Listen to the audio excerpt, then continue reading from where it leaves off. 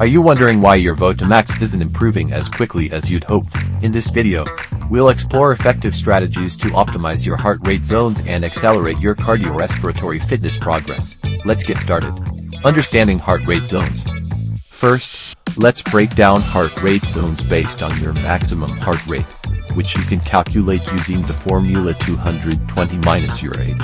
Adjustments are made for gender differences. Now, explore the 5 exercise intensity zones based on a percentage of your maximum heart rate.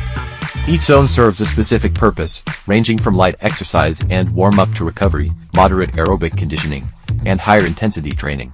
This guide is useful for customizing workouts to achieve specific fitness goals. Effective VO2 max improvement strategies. To increase your VO2 max effectively, incorporate high-intensity interval training into Zone 4 for short bursts, followed by active recovery in Zone 2. Challenge your aerobic capacity with tempo runs in Zone 4 for extended periods. Complement cardiovascular workouts with strength training to enhance overall fitness. Overcoming plateaus and maximizing results. Now, let's address common reasons for a VO2 max plateau. 1. Lack of high-intensity efforts. Integrate HIIT and tempo runs into your routine to stimulate aerobic adaptation. 2.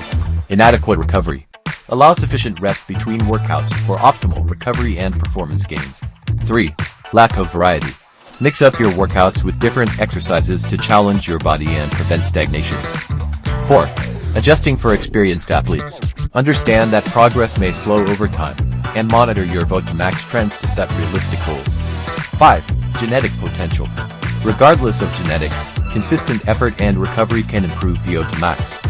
In summary, tailor your workouts to the right heart rate zones, and integrating focused workouts can greatly boost your VO2 max. Smart training, and listen to your body. You'll achieve your fitness goals faster.